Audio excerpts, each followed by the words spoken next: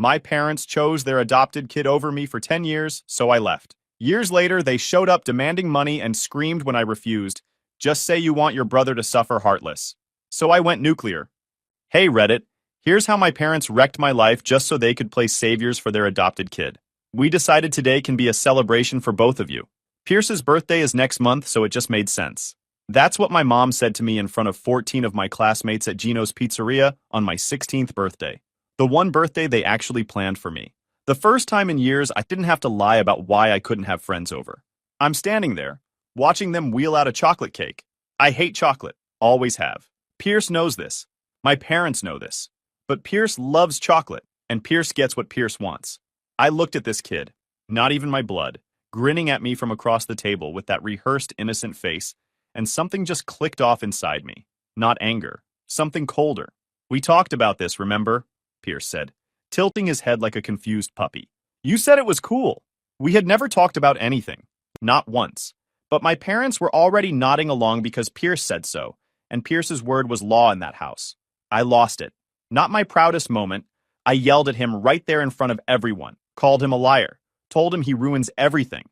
My dad grabbed my arm hard enough to leave a mark, and told me to sit in the car until I learned how to act like a man. So I sat in the parking lot of Gino's Pizzeria, watching through the window as a 15-year-old kid who'd been in my house for 8 years blew out candles on my birthday cake. My friends were shuffled out shortly after because they created a scene by telling my parents this wasn't fair.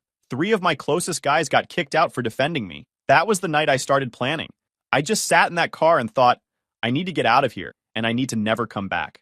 I had no idea it would take years for the full consequences to land, but when they did, they landed on everyone. Let me rewind.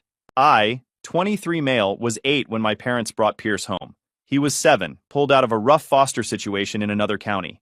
My parents weren't rich by any definition. Dad was a facilities tech at the school district. Mom did part-time clerical work. We lived in a 3-bedroom ranch house in a suburb outside of Columbus, Ohio, that looked fine from the outside, but was held together with credit cards and delayed maintenance. At first, I was excited. I'd always wanted a brother. Pierce seemed shy, quiet, a little jumpy around loud noises. I felt bad for the kid. I gave him my bottom bunk, shared my stuff, tried to make him feel at home. That lasted maybe 4 months. Here's the thing about Pierce. He was smart. Not book smart, people smart. By the time he was 9, he had figured out exactly how my parents worked. He knew their guilt. He knew their need to feel like saviors. And he played them like an instrument. Let me give you the highlight reel. The trauma card. Anytime I got something, Pierce got quiet. Not angry. Quiet. Sit in his room alone until my mom came to the door. Then, nothing. I didn't have stuff like this before. It's fine. Whatever I got, he got something better within the week. Christmas when I was 10. I asked for a basketball. Got a used one from a garage sale. Pierce asked for a Game Boy. Brand new. Still in the box. My mom's logic. Pierce never had a real Christmas before.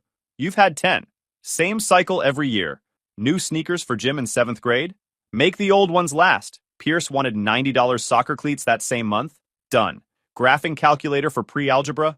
Borrow one from the library? Pierce's backpack zipper broke? Mom drove him to the mall that afternoon. It was never about money. It was about priority. And I wasn't one. Triangulation. Pierce told me one thing and my parents another, then sat back and watched the explosion. When I was 12, $40 school trip to the Science Museum. Gave the permission slip to my mom. Day before, can't afford it, just paid $175 for Pierce's soccer registration. Pierce at dinner. I asked them to let you go instead, but they said no. Later, overheard him on the house phone telling my aunt, I didn't even want to go anyway. Made sure I looked ungrateful from every angle. Weaponized innocence. The kid could cry on command. Anytime I called him out in front of my parents, tears and floor staring, my dad would immediately turn on me. Why are you picking on him? He's been through more than you'll ever understand. Standard line. Every time. And every time I was the bad guy. By the time I was 13, I had mentally checked out of family life. I ate dinner alone in my room when I could. I stopped asking for things. I stopped expecting things. The worst part? I think my parents genuinely didn't see it. They weren't evil. They were just weak. Pierce had found the exploit in their operating system, and he ran it 24/7. After the birthday disaster at Gino's, something shifted in me permanently. I wasn't sad anymore. I wasn't angry. I was done. But I was 16. No money. No car. No job. So I couldn't just leave. I had to build a runway, and I had to do it without anyone noticing. First smart thing I did. I talked to my guidance counselor at school. I didn't dump my whole life story on him. I just told him I wanted to go to college, I had no financial support from home, and I needed to know what my options. He was the first adult who looked at me like I was worth listening to. He laid out the whole roadmap: grades, scholarships, financial aid, work study, emancipation if it came to it. Second smart thing. I got a job. I started bussing tables at a diner called Hank's off Route 33. $7.50 an hour plus tips, 3 nights a week and Saturdays. My parents didn't care because it meant I was out of the house, which made Pierce's life easy. I told them I was saving for a car. I was actually saving for an exit. Third thing, and this is the one that almost blew up on me, I opened a bank account. At 16, you technically need a parent or guardian on a minor's account in Ohio, but my guidance counselor connected me with a credit union that had a youth independence program. I set up an account with direct deposit from the diner. It wasn't much. After 8 months, I had $2,340. After a year, $4,100. By the time I turned 17 and picked up a second weekend gig stocking shelves at a hardware store, I was pulling in around $700 a month and banking almost all of it. My parents never asked where the money was going. They never checked. As far as they were concerned, I was just the quiet kid who didn't cause problems anymore. Exactly how I wanted it. Meanwhile, Pierce was getting worse. At 15, he wanted a new phone. Got it. Wanted a gaming PC. Got it. On a credit card my parents couldn't afford. When I pointed out that we didn't have that kind of money, my dad snapped at me. Don't worry about our finances. Worry about your attitude. I stopped pointing things out after that. I learned the rules of the house. Pierce's wants were needs, and my needs were inconveniences. The hardest part of those years wasn't the favoritism itself. It was watching it happen in real time while nobody acknowledged it. Thanksgiving, my parents let Pierce invite 2 friends over for dinner. I asked to invite Travis. We don't have room. There were 3 empty chairs at the table. My birthday at 14, nothing. No card, no cake, no acknowledgement. Pierce's birthday 3 weeks later, my mom baked a red velvet cake from scratch and they all sang. I was in my room with the door shut, listening through the wall. I started eating lunch alone at school because I didn't have the energy to pretend things were fine. My grades dipped for a semester in 9th grade. Not because I was dumb, but because I didn't see the point. Why work hard when no one notices? My guidance counselor flagged it, pulled me into his office. I think he could tell something was off at home, but I wasn't ready to talk yet. He just said, "Your grades are slipping, and I don't think it's because you can't do the work. Come see me if you want to talk about what's going on." I didn't go back for almost a year, but I remembered he offered. The near miss happened about 4 months before my 18th birthday. Pierce went into my room, something he did regularly because boundaries didn't exist for him, and found a folder under my mattress. Inside was a printed list of apartments, a savings account summary I'd printed at the credit union, and a move-out checklist. He didn't tell my parents. Instead, he tried to blackmail me, walked up to me in the kitchen and said, "I found your little plan. What's it worth to you?" I looked him dead in the face and said, "Nothing. Because if you tell them, I'll leave tonight instead of in 4 months. And then who are they going to blame for everything?" He blinked, thought about it, and walked away. Because he needed me there. I was his contrast. Without the neglected kid in the house, he was just another kid. And that scared him. That was the moment I knew I had leverage, even if it was small. Pierce needed me to stay invisible so he could stay golden. I kept my head down, kept working, kept saving. By my 18th birthday, I had $8,760 in my account and a plan that was airtight. Almost. My 18th birthday fell on a Wednesday, January 19th. I had already lined up a room in a shared apartment about 90 minutes east, near a community college I'd been accepted to. Rent was $525 a month. Utilities split 3 ways. My roommates were 2 guys I'd connected with through an online housing board. Both students, both chill. I'd borrowed Travis's car twice to drive out there, see the place, and sign the lease.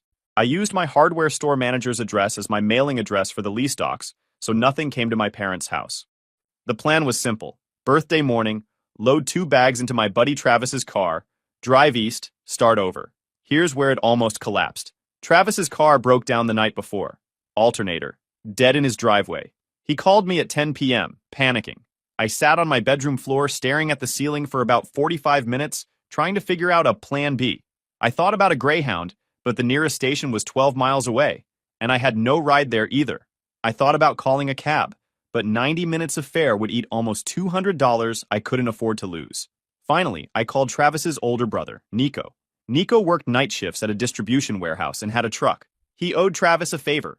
He said he could take me, but we had to leave by 5:30 a.m. because he needed to sleep before his next shift. Done. Morning comes. Nobody in the house is awake yet.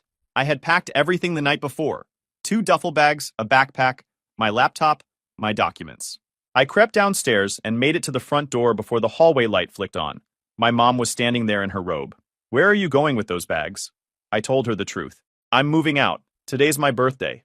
I'm 18. She went from confused to panicked to furious in about 8 seconds. Called my dad. He came storming down the hallway in his boxers. Pierce appeared at the top of the stairs like he had a front row ticket. My dad blocked the door.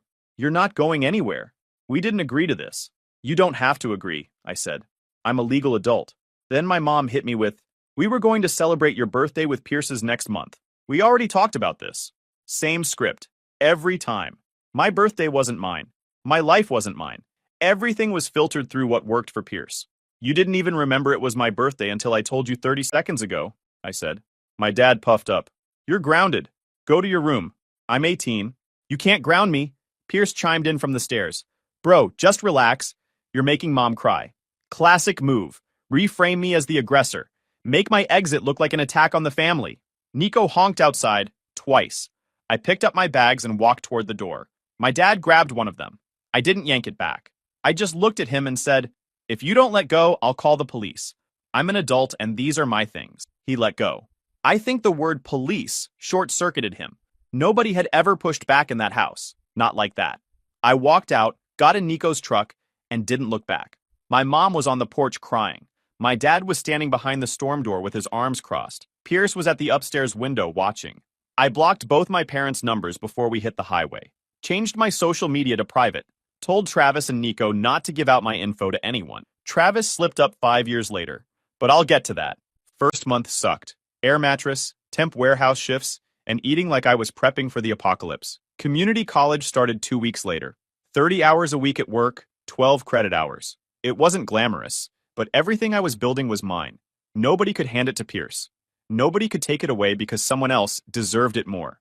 Over the next few years, I kept my head down, finished school, and landed an IT admin job at a regional insurance company. By 23, I had my own place, a used Civic, about $11,000 in savings, and zero contact with anyone from my old life. Clean slate. That's when 2 things happened in the same month that cracked everything wide open. First, I started dating a girl named Janelle. Met her through a coworker's barbecue. She was 25, worked as a leasing agent at a property management company, and seemed solid. She was funny, direct, didn't play games, or so I thought. For the first 3 months, she was great. Supportive, interested in my life, asked questions about my family, and when I told her the short version, estranged, don't talk to them, she said, "Good, you don't know anybody who treated you like that." I should have noticed that she memorized every detail I told her. At the time, I thought she just cared. Then I got a phone call from an unknown number on a Tuesday night. I usually let those go to voicemail, but I picked up because the area code was familiar. It was my mom. She was crying. Said she'd been looking for me for years. She got my number from Travis. Yeah, the same Travis who promised not to give it out. He caved when my mom showed up at his parents' house sobbing about her missing son. I couldn't even be mad at him. She was manipulative in her own way. Where do you think Pierce learned it? She wanted to meet in person. I said no home visits. No address sharing. We agreed on a diner halfway between us, a place off I-70 near Zanesville, neutral ground. I drove out there the following Saturday. She brought my dad. They looked older, tired. My dad had gained weight. My mom's hair was mostly gray now. Part of me felt something, I'm not gonna lie, but I kept it locked. We sat in a booth by the window.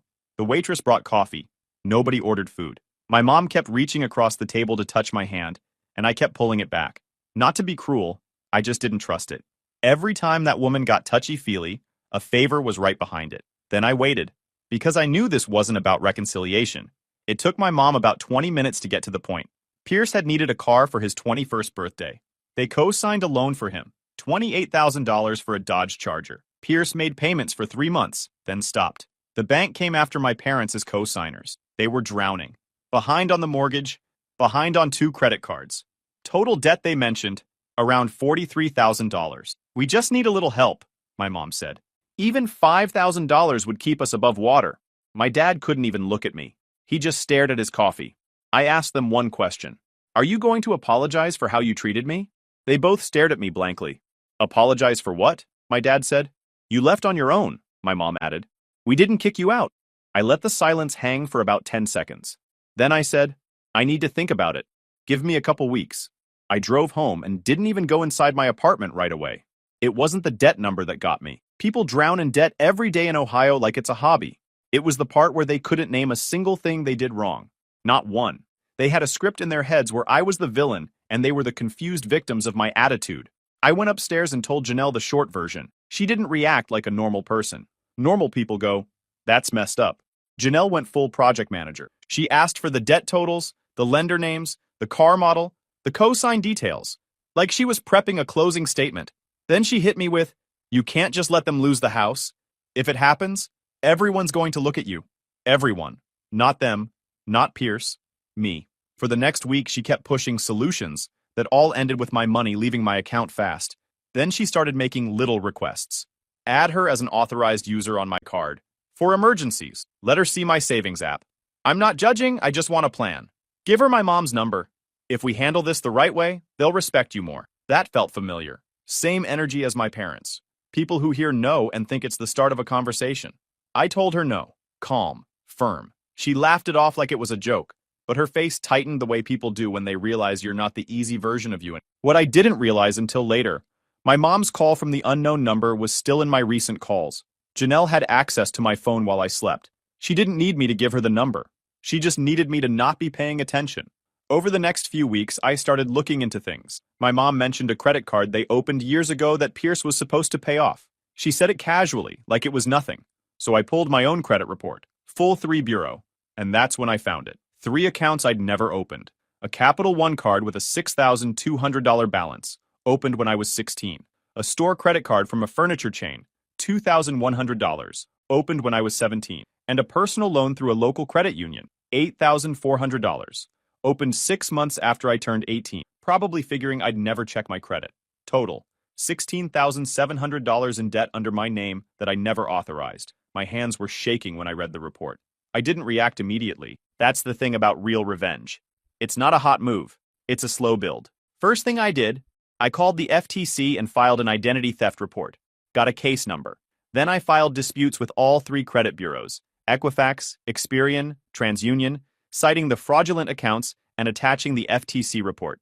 I also filed a police report in my current county, which created an official record.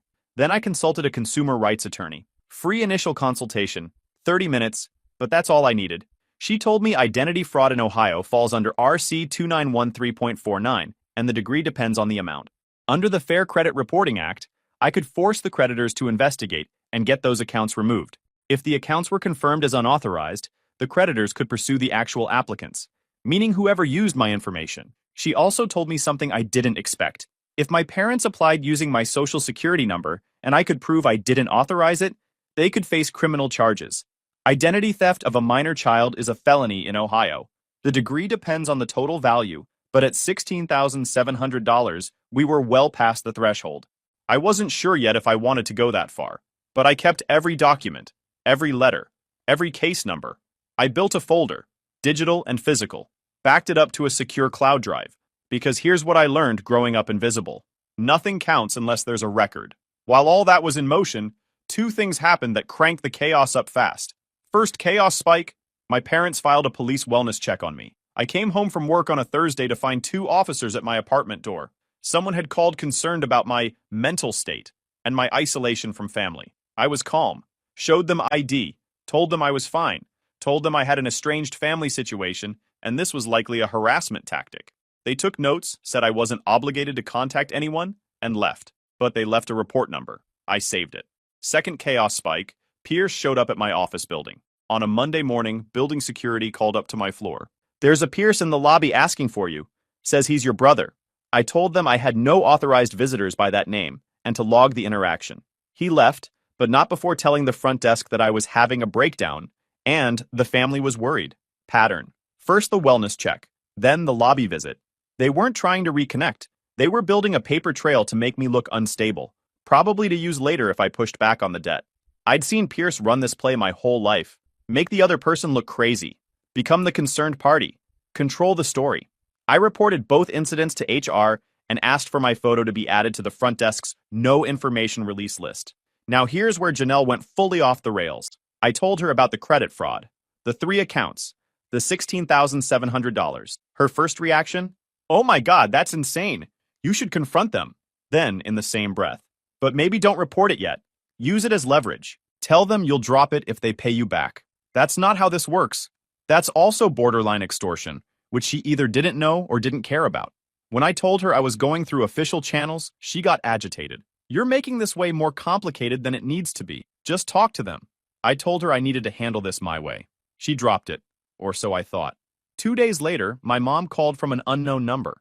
I didn't pick up. She left a voicemail that wasn't even subtle. Sweetheart, I know where you work. We just want to talk. I didn't give them my workplace. I didn't give Travis my workplace. I didn't post it anywhere. That meant one thing. And that's when I noticed Janelle had been asking what time I got off work, what entrance I used, whether we had security in the lobby. She wasn't helping. She was positioning. That night, I got an email from my building's front desk distribution list. It was a routine security bulletin, except my name was in it.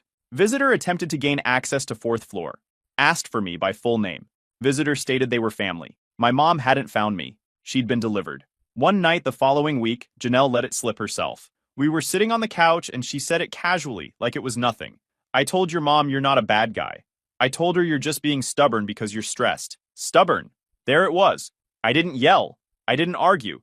I just asked one question. What exactly did you tell her? Janelle did that thing where she tries to keep control by laughing. Relax. I didn't give her anything important. Did you tell her where I work? Silence.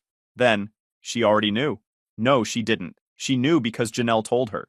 And based on the lobby visit and the voicemail, she'd also told her approximately how much I had in savings, because my mom had mentioned to a mutual contact that I had money and was being selfish. I didn't confront further. I did what I've done since I was 16. I collected proof.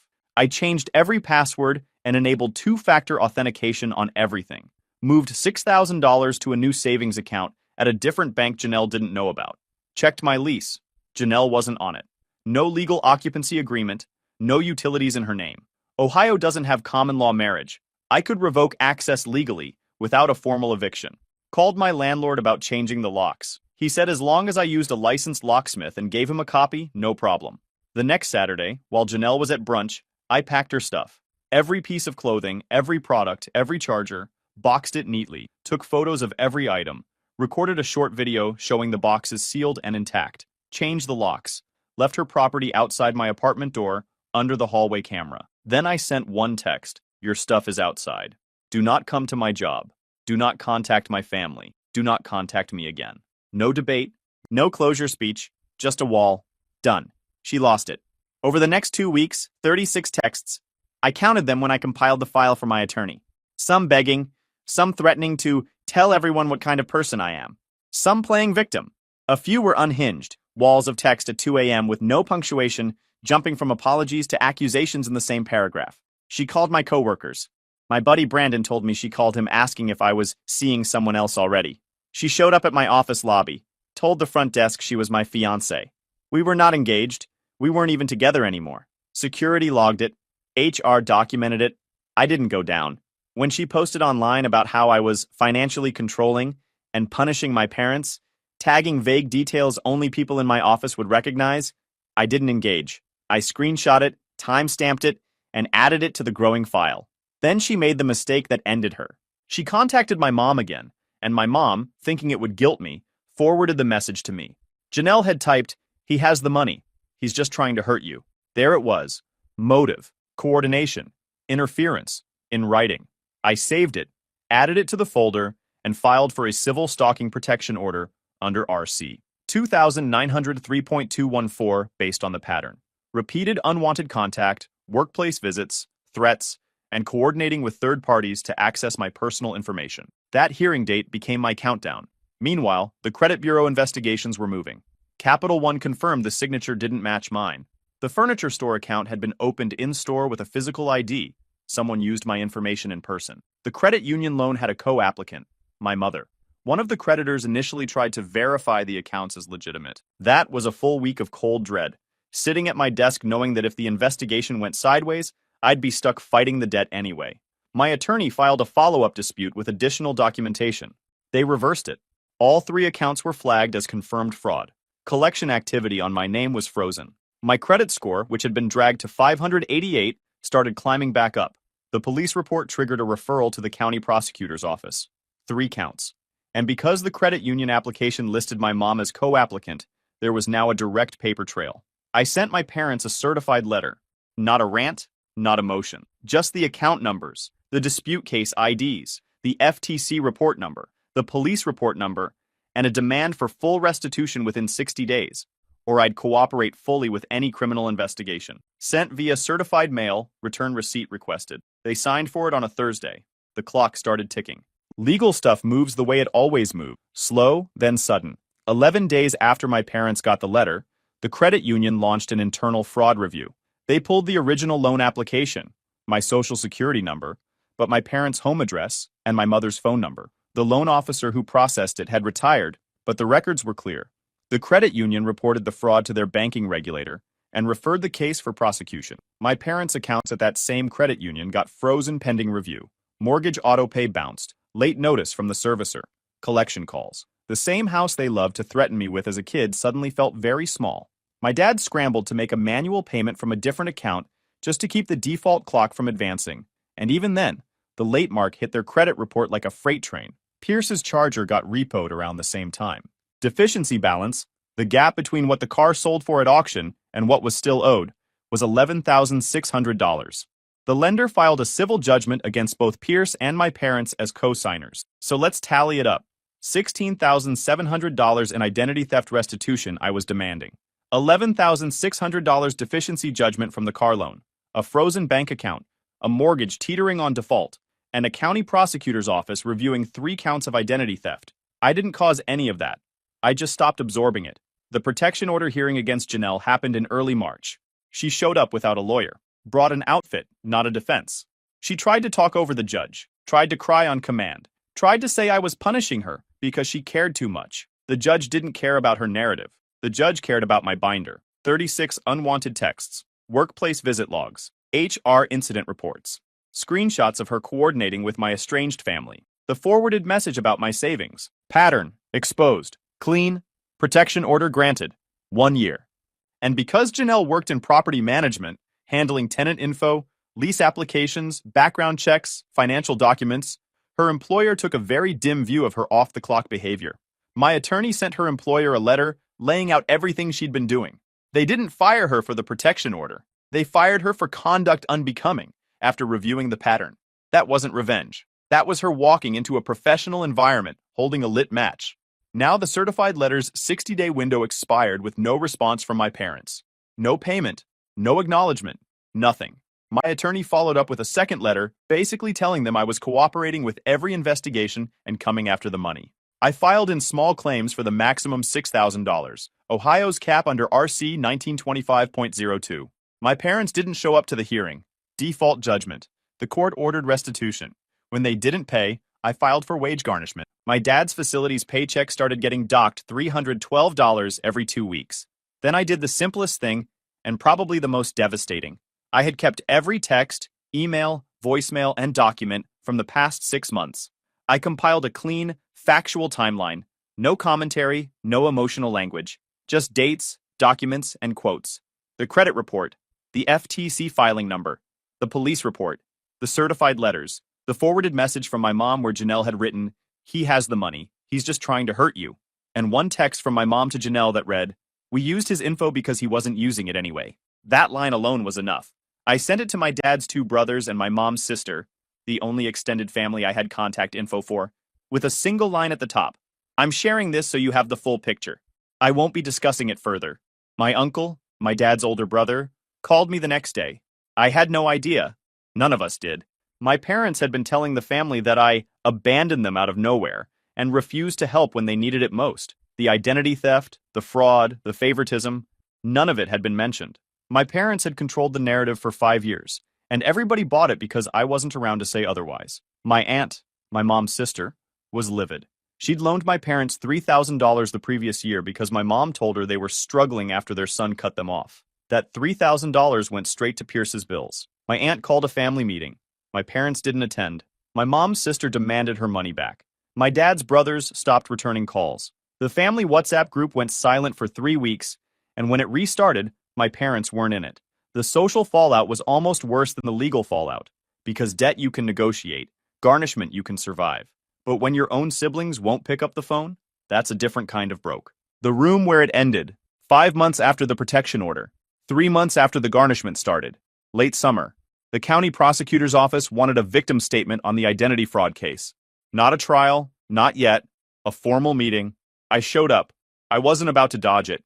The lobby was beige, government beige, the kind that makes you feel like you're already in trouble. And then I saw them, my parents, sitting in plastic chairs like they were waiting to renew plates at the BMV. Pierce with them, tapping his foot, jaw tight, wearing the exact expression he used when he didn't get his way as a kid. And behind them, like the universe was writing its own subplot just to test me, Janelle, not next to me, not on my side. Sitting with them, she didn't even look embarrassed. She looked pleased, like she'd finally found her audience. My attorney raised an eyebrow at me like, "You seeing this?" And I nodded once, calm. He immediately flagged it to the prosecutor's office. Janelle had an active protection order barring contact with me, and showing up to a meeting where I was giving a victim statement was a potential violation. They noted it for the record and told her she could stay in the lobby but was not permitted in the conference room. We went into a conference room. No dramatic courtroom. Just a table, a prosecutor, and a recorder. The prosecutor asked if I wanted to speak. I did, briefly. I laid out the dates, the accounts, the address, the co-application, the credit damage, the wellness check harassment, the workplace visits, no feelings, just facts. Every sentence backed by a document that was already in the file. Then my mom tried to talk, not to apologize, to explain. She started with, "We did what we had to do," and I almost laughed because that is the official motto of people who never pay for what they do. Pierce tried to jump in with, "Bro, you're taking it too far," like this was still Gino's, and he could puppy face his way out of it. The prosecutor asked if there was anything I wanted to add.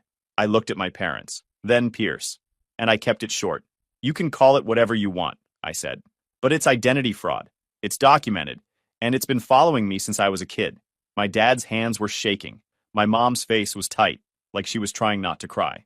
Pierce looked angry, but it was the kind of anger that comes from losing control, not from being hurt. The prosecutor thanked me and ended the meeting. That was it. No movie ending, no standing ovation, just the state taking notes because the paperwork was real. On the way out, Janelle was still sitting in the lobby, because of course she was. She stood up and said it loud enough for the hallway to hear, "He's doing this to destroy them. He's always been vindictive." I didn't even look at her when I replied. "You are not part of my life. Stop auditioning." My attorney made a note of it. Another CPO violation for the file. As I passed the chairs, my mom tried to grab my sleeve. I stepped back. She whispered, "Are you happy now?" I gave her the only honest answer I had. "I'm not happy. I'm free." I walked out without looking back, because that's the only move that ever worked on people who only notice you when they need something. They built their life on my name. I stopped letting them, and the whole thing fell on its own. If you enjoyed this video, please hit that subscribe button. It really helps the channel and help us bring you more and better stories. Thanks.